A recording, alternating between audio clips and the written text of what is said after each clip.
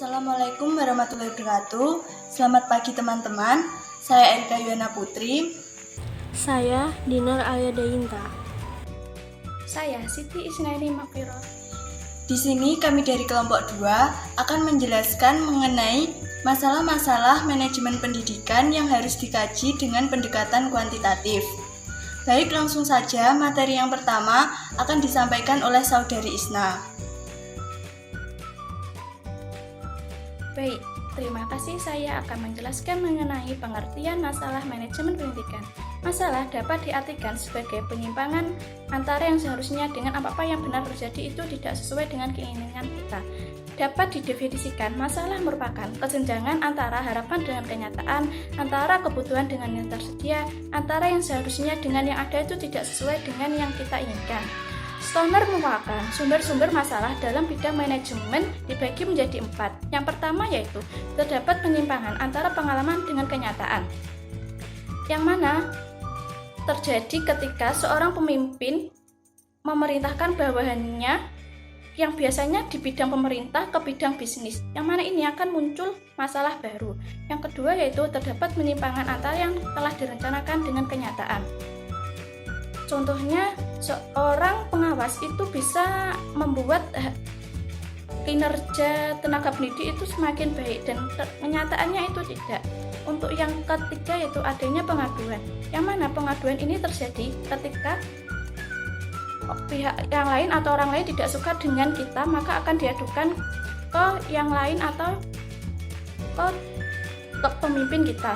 Untuk yang keempat yaitu adanya kompetensi, yang mana dalam bidang manajemen pendidikan ini pasti ada kompetensi setiap tahunnya yang harus ditarget untuk bertahan atau makin tinggi tingkatannya.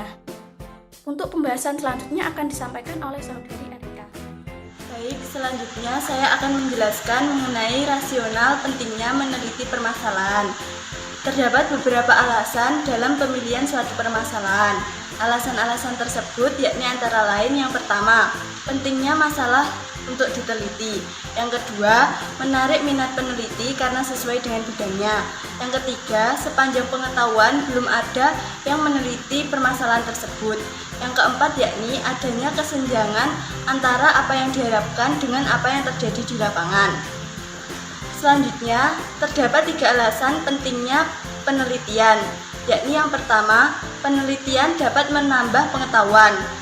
Dengan melakukan sebuah penelitian, dapat memberikan kontribusi pada informasi mengenai suatu permasalahan. Yang kedua, yakni penelitian meningkatkan praktik. Sebuah penelitian memberikan peneliti ide-ide baru yang dapat digunakan sebagai bahan pertimbangan saat melakukan penelitian. Yang ketiga, yakni peneliti menginformasikan perdebatan kebijakan. Dalam sebuah penelitian akan memberikan percakapan mengenai isu-isu penting ketika pembuat kebijakan melakukan perdebatan pada suatu topik kebijakan. Baik, untuk pembahasan selanjutnya akan dijelaskan oleh Saudari Dinar. Baik, saya akan melanjutkan materi mengenai cara menulis statement of the problem. Statement of the problem atau rumusan masalah merupakan suatu pertanyaan yang diperoleh dari identifikasi masalah penelitian yang kemudian dicari jawabannya melalui pengumpulan data. Rumusan masalah menjadi gambaran mengenai penelitian yang akan dilakukan, apakah menggunakan desain kualitatif ataupun kuantitatif. Pada penelitian kualitatif, pertanyaan pada rumusan masalah masih belum jelas dan bersifat sementara, lalu nantinya akan berkembang apabila telah terjun di lapangan. Sedangkan pada penelitian kuantitatif, rumusan masalah sudah harus jelas. Berikut merupakan cara menulis rumusan masalah, yaitu pertama, dengan menentukan fokus penelitian. Kedua, dengan membuat subfokus dengan berbagai kemungkinan faktor yang ada kaitannya dengan fokus tersebut. Lalu kemudian, memilih mana yang akan ditetapkan dengan mengkaji antara faktor-faktor yang terkait, mana yang lebih menarik untuk ditelaah. Kemudian, mengkaitkan secara logis faktor-faktor subfokus yang dipilih dengan fokus penelitian. Lalu, selain menggunakan cara yang tepat untuk membuat rumusan masalah, terdapat beberapa kriteria rumusan masalah yang baik dan benar.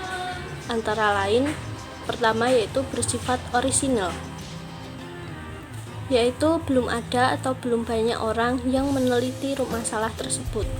Yang kedua, dapat berguna bagi kepentingan ilmu pengetahuan dan terhadap masyarakat. Yang ketiga yaitu dapat diperoleh dengan cara-cara ilmiah. Yang keempat, jelas dan padat. Jangan ada penafsiran lain terhadap masalah tersebut.